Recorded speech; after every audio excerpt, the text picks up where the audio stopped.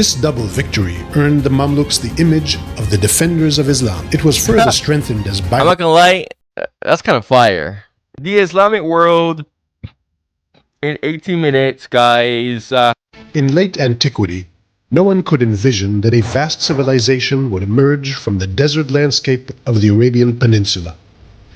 But following far-reaching conquests, caliphs and sultans reigned over immense empires through eras of prosperity and of catastrophe. This is 1,000 years of Islamic history, focusing on its Middle Eastern heartland. In the 6th century, the Arabian Peninsula was the backyard of great empires, the Persian Sasanian Empire in the east, and the Christian Byzantine Empire in the west. All right. The Arab inhabitants of the peninsula were an ethnic and cultural group consisting mainly of nomadic tribes. Most of them were polytheists, worshipping many deities. This was all about to change.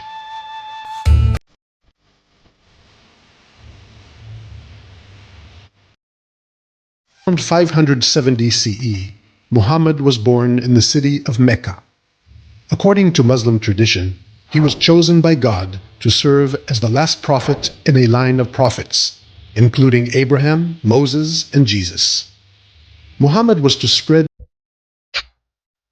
That's interesting because after Jesus, there wasn't really need for a prophet after Jesus. Jesus was like the ultimate,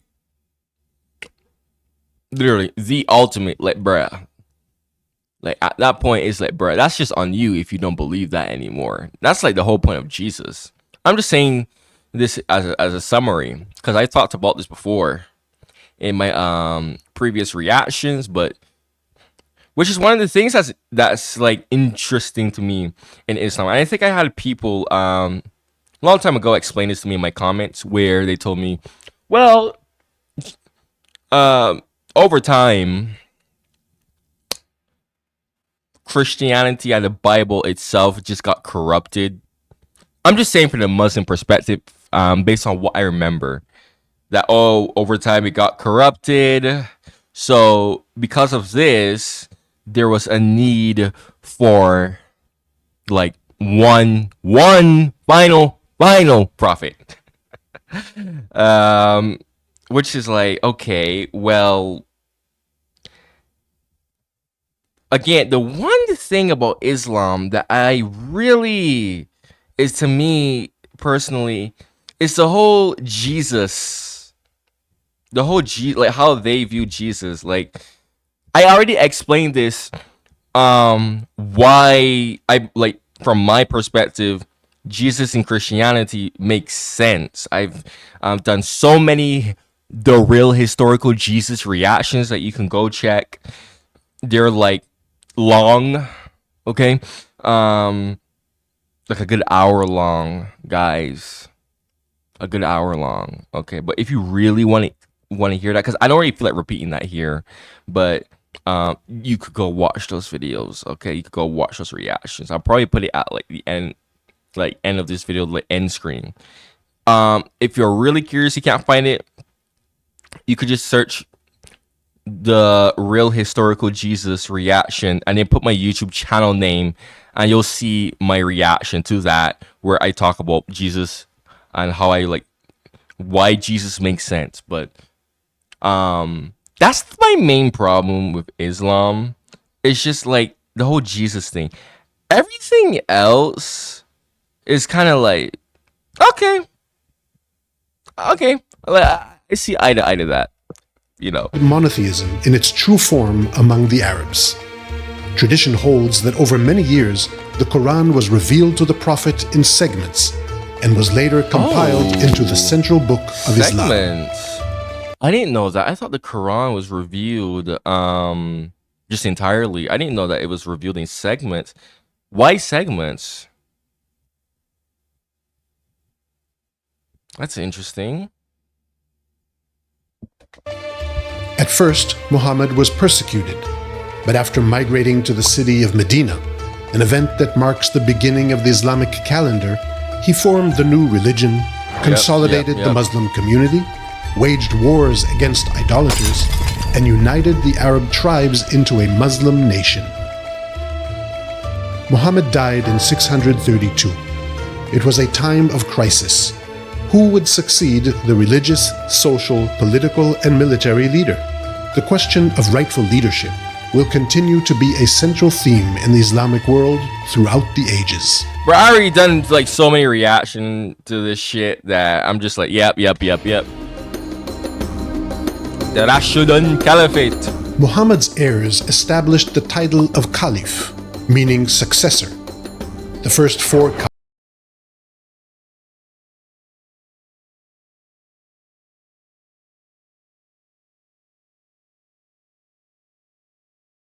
They held power for 30 years. During this period, the first... You know what interests me? What's interesting, like, in my perspective? Is how, like, the whole empire concept of Islam is, like, Christianity... I always found that to be a bit, bizarre. How it's, like, the caliphate / empire, because that's literally what caliphate means. I hope we all know that. It's a core part of Islam. Christianity, no. There is no, like, Christian empire. No. Like, you might be saying, oh, but what about Western Europe? No. Oh, God, no. Christianity did not originate in Western Europe. Like, so how the hell could they be a Christian empire? They just simply adopted Christianity. But in fact, actually, I had Muslims tell me in my comments that when the end times happen, there's supposed to be like a new caliphate that's supposed to like control the world or something. So I can't remember what that comment said, but he mentioned something about they're supposed to be like Jesus. I think he said something about Jesus is supposed to make a new caliphate, and I'm like, why would you need a new empire? It's the end times. What's the point of having an empire in the end times? It's like, what? That's just bizarre to me. Like, bruh, in Christianity, there was like the kingdom of Judea. That's just a kingdom. That's not an empire. But like, empire, bro, empire is like you're conquering people.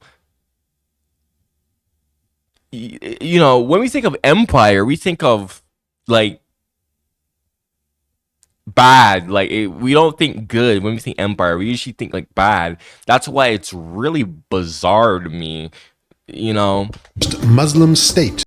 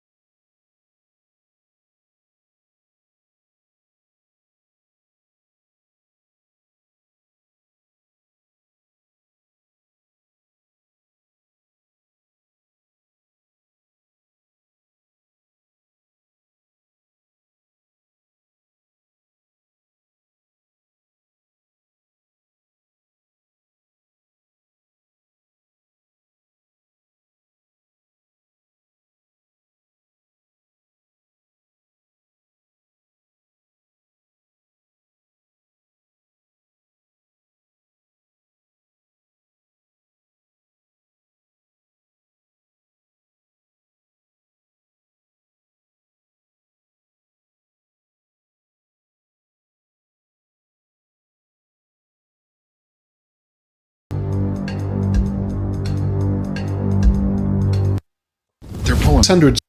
crazy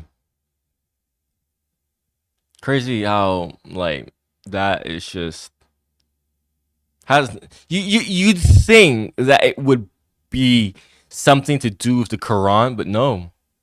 Like if you look at the rifts in Christianity, right?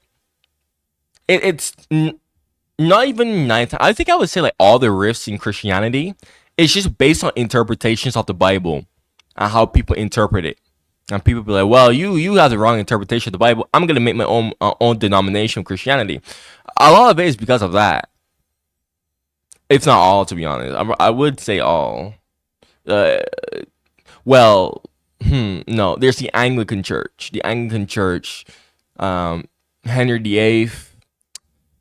That's just an odd case where he just wanted to divorce his wife, and he just made a whole freaking church. I mean, the fact that Anglican is even considered a denomination is mad to me. But sure, you could. That's like the one time where you had that riff, and I wouldn't even call that a riff. That's just Henry VIII just wanted to divorce his wife, but he cut it because it was illegal at the time.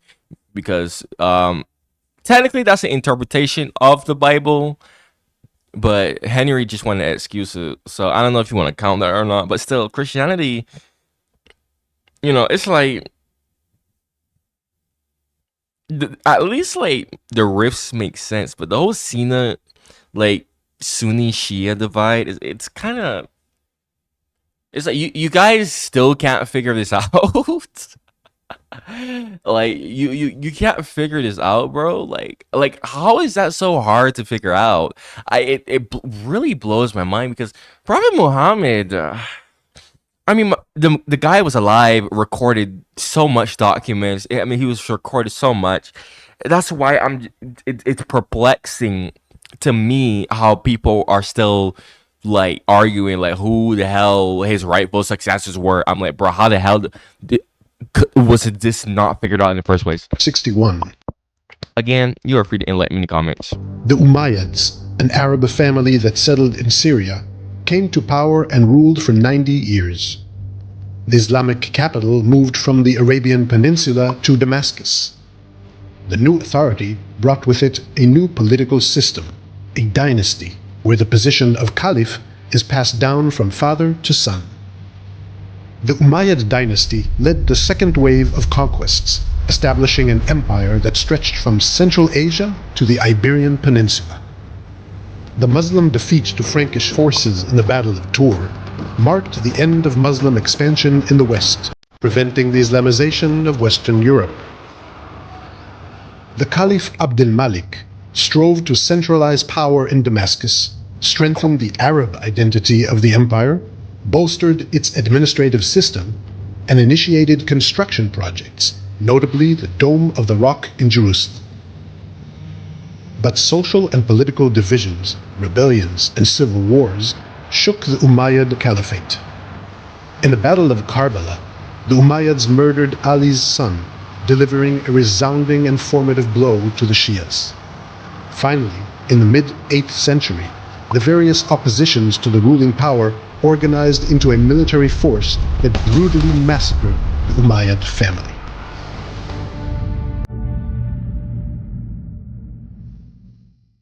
In 750, out of the chaos, the Abbasid dynasty rose to power. They were a Sunni Arab family that took pride in its lineage to Abbas, Muhammad's uncle.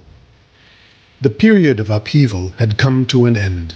The leadership of the Abbasid caliphs lasted for more than 500 years. Immediately following their accession to power, Muslim forces won the Battle of Talas against the Chinese Empire, bringing to a close the advance in the east. The Abbasids ceased the expansionist policy, turning their gaze inward to the construction of the caliphate. They moved the capital from Damascus to a new city they built, Baghdad. It soon became known as the largest and most prosperous city in the world. The caliphate served as a fertile ground for poets, writers, physicians, philosophers, and astronomers. Scientific writings in Greek and other languages were translated into Arabic, forming the foundation of massive original scholarship. And so the Abbasid period is considered the golden age of Islamic civilization. The Abbasid Caliph Harun al-Rashid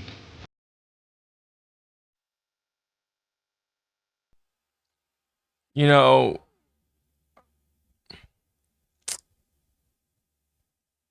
the problem with the Arab world that's holding it back? Two problems with the Arab world that's holding it back. Number one, greed. Um, whenever like these people in these countries get power, the greed gets to their head and it holds the nation back from prospering. It's mind blowing to me how the Arab world isn't really prospering that much. Only Saudi Arabia is prospering, and the UAE. Do I even want to consider? I mean, yeah, they're Arabs. Yeah, they are. Those two are prospering, but even then, the UAE. You know what? I'm not gonna speak on that. But everyone else, it's really just problems upon problems. Jordan is actually peaceful. I don't know how like the living standards are in Jordan. I think Jordan is actually a relatively like stable kingdom that's kind of prospering. I could be wrong about that, but I do know Jordan is fairly peaceful. But the thing that's holding the Arab world back is like greed. Number one, I already explained. Number two, uh, this kind of goes back to number one, but the power is like, bruh. This is why, even though there's a pan-Arabism movement, it hasn't gone anywhere. Nobody really wants to give up their power. Nobody really wants to. That idea is just Egypt and Syria tried when Egypt and Syria was one country. They tried that pan-Arabism thing, but it didn't work out because Egypt just treated Syria like a freaking colony, basically, and basically treated Syrians as like second-class citizens. So Syria would just did not work out. But yeah, man, like honestly, as much as people, and I do agree with this, always like to complain about America meddling in the Middle East, bro. A lot of the reasons why the Middle East is also just pretty bad is because of, well, the people in the Middle East themselves. Really and truly. It's honestly insane to me how the Middle East just is not like as rich as it should be. It's mind blowing, honestly. Just all the greed needs to just end, honestly. All the people who just want control, bruh, just sweep that aside.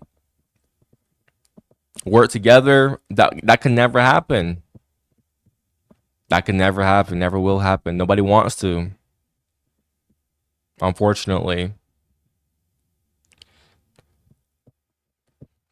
That's why the Middle East is the way how it is. I mean, look at the Hebrew state.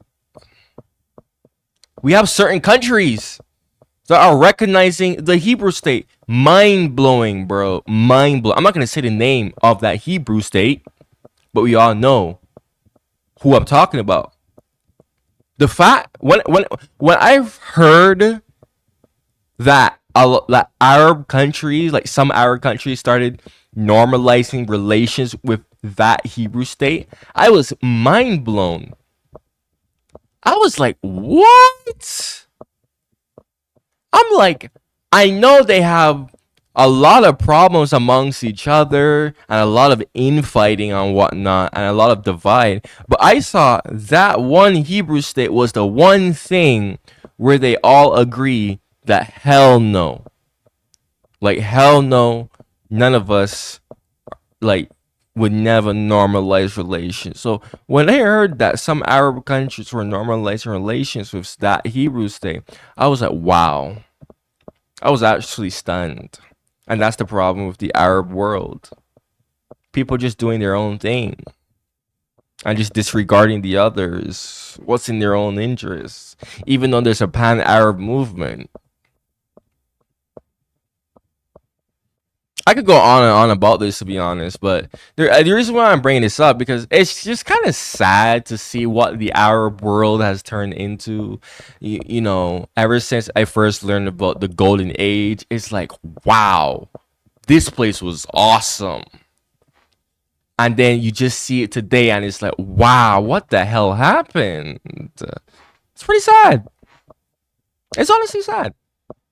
It's honestly really, really sad. It is. Personally speaking. Rich culture, rich history, very cool language. And then it's just like, wow. Can't really enjoy it to the fullest because, well, we all know why. Known from the tales of Arabian Nights, served as a patron of scholars, maintained diplomatic relations with Charlemagne, and even sent an elephant to Europe, arousing excitement in the Frankish kingdom. When you download... Alongside this flourishing, starting from the mid-9th century, the Abbasids in Baghdad lost control throughout the empire, while local Muslim dynasties gained power and encroached on wide territories.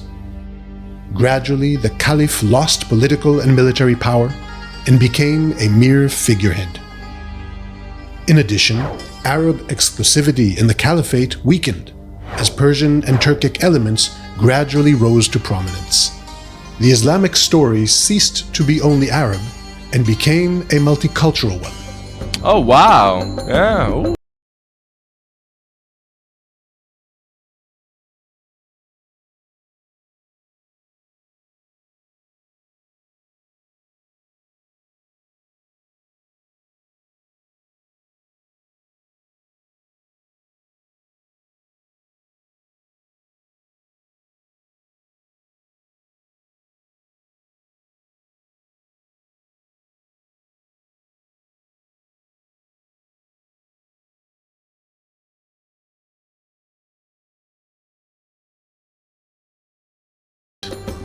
Oh, wait. Wait. Persian uses the Arabic script? Does it still use the Arabic script or something else? That's... I forget other places use the Arabic script too. Like Turkey used to use it too, right? But then they switched. 140.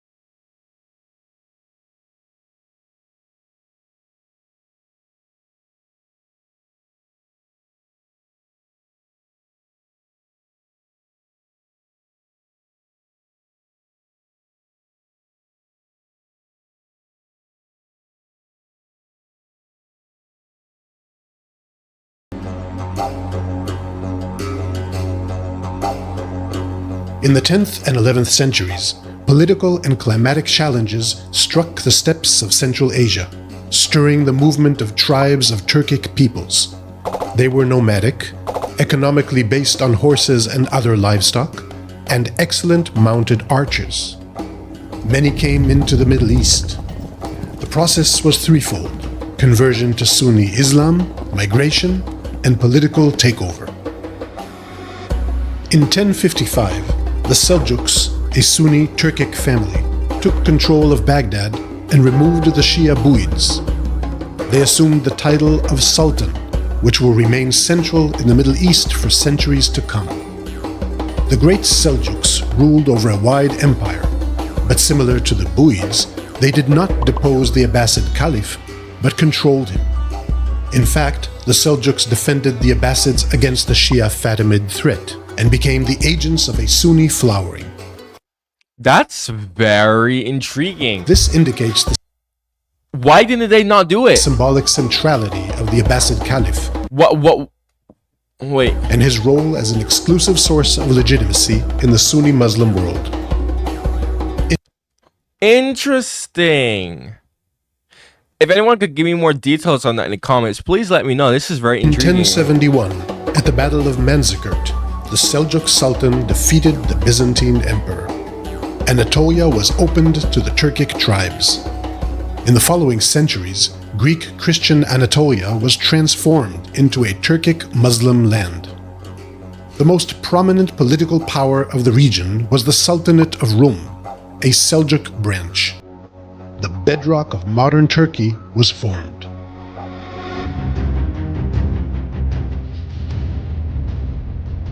The In Crusades. 1095, while the Islamic Middle East was politically divided, the Crusades were launched under the direction of the Catholic Church.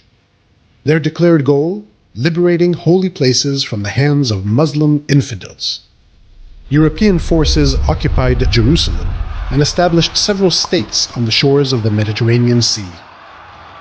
Crusader presence in the Middle East lasted for 200 years. During this period, Muslims tended to see their new neighbors as representatives of an unadvanced civilization, with a culture inferior to their own. In the 12th century, Saladin, a member of a Sunni Kurdish family, rose to prominence. He was a charismatic leader who eliminated the Shia Fatimid rule and founded the Ayyubid dynasty that ruled Bro, this guy is such a giga chat, bro. The fact that he's Kurdish too. Egypt and Syria. Saladin fought the Crusaders, defeated them in the Battle of Hattin in 1187, and freed Jerusalem from Christian hands. The blow to the Crusaders was severe, but not decisive in the long term. They would survive for another 100 years. Meanwhile, the Seljuk state collapsed, allowing the formation of a new regional power, the Turkic Khwarezmian Empire. Formerly a vassal of the Seljuks, the Khwarezmian state controlled Iran and part of Central Asia. Bro, so many states control freaking like modern day like Iran. The 13th area. century marks a watershed in Islamic and world history. Far away in the steppes north of China, Genghis Khan was proclaimed ruler of all Mongols, a group of nomadic tribes with a shamanic religion, legendary as mounted archers like the Turks to their west. Within a few decades, under Genghis Khan and his descendants, the Mongol Empire expanded to become the largest contiguous land empire in human history. It was seen as invincible and merciless.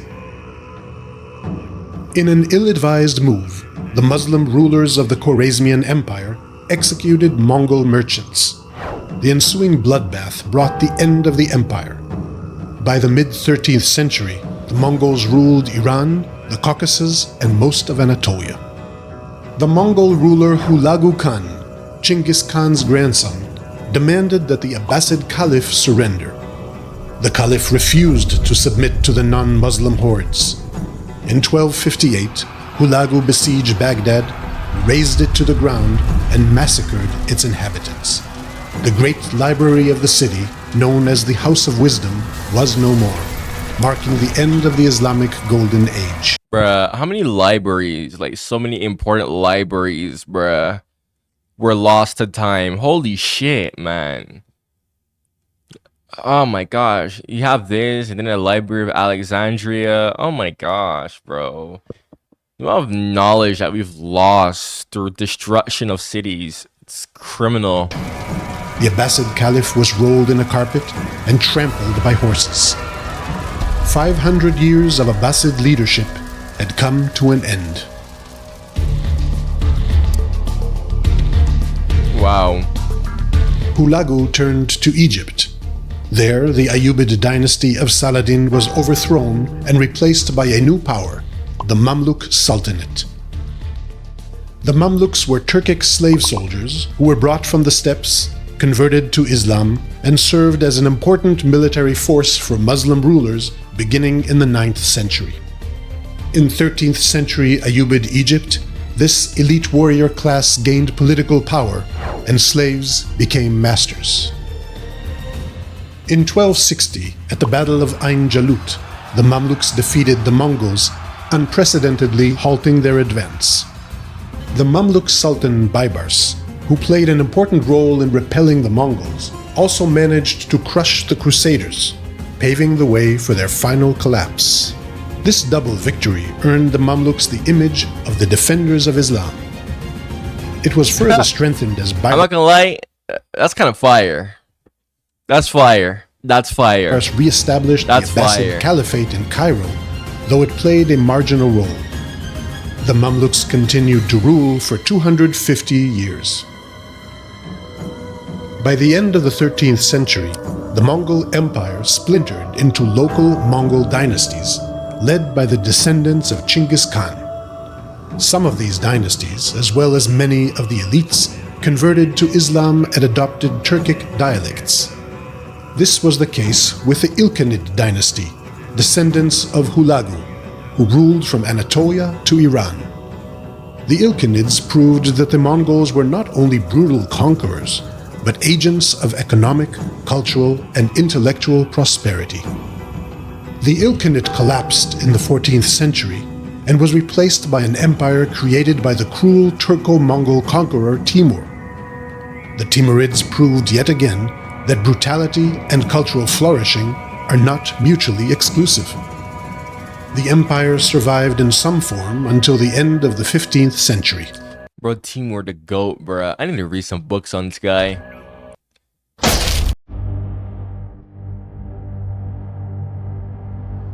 At the same time, a new power grew in the West.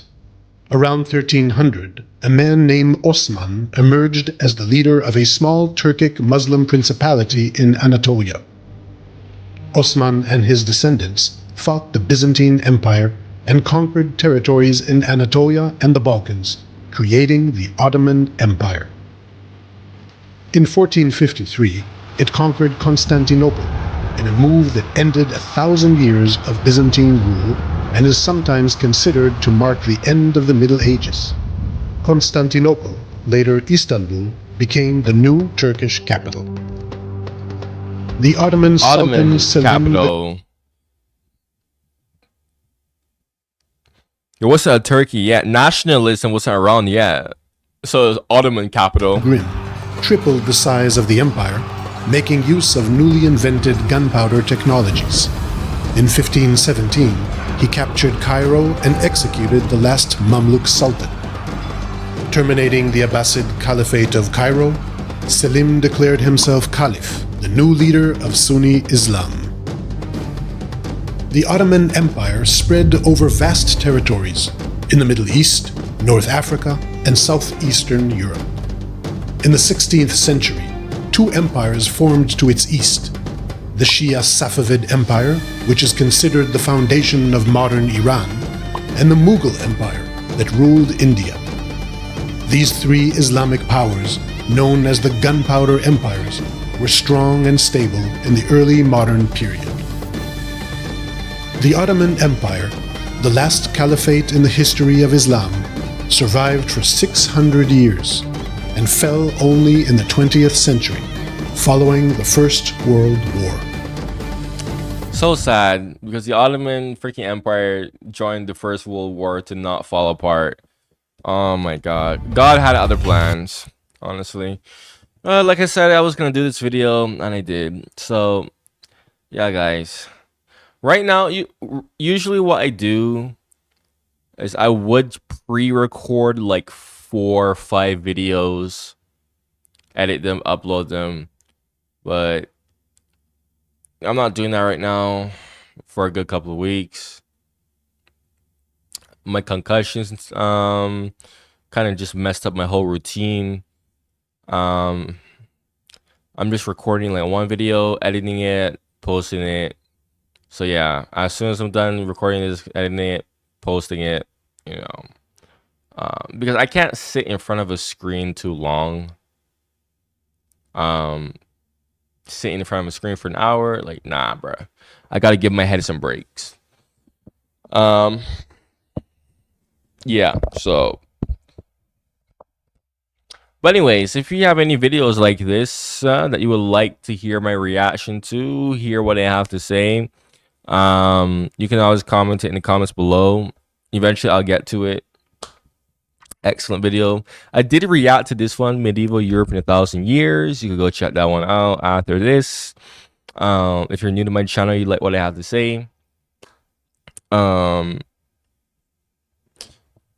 my head is not heading, bro. Yeah, subscribe. Okay, subscribe. Check out my other like Islam reactions because I have a ton at this point. You know what I mean? So when I had received my concussion, a lot of people were wondering like what happened to me. When was I gonna come back? I already given any details. However, if you were a channel member and you actually had access to the members only Discord, I was constantly communicating with all of them there on, when I should return, like the details of everything that happened, etc., etc. This is why I have my channel membership there, and it's literally only 99 cents a month. When shit like that happens, guys, I just don't have that there for no reason, okay? And this is why I always say it's only for active viewers, not anyone. Like, I purposely made it cheap for my active viewers who want to stay more connected with me, okay?